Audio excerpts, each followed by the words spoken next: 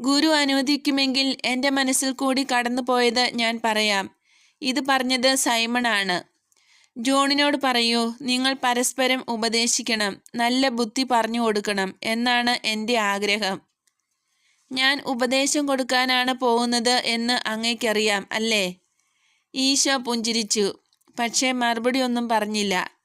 John, നീ ഭയപ്പെടരുത്, നാം ഭയപ്പെടരുത്.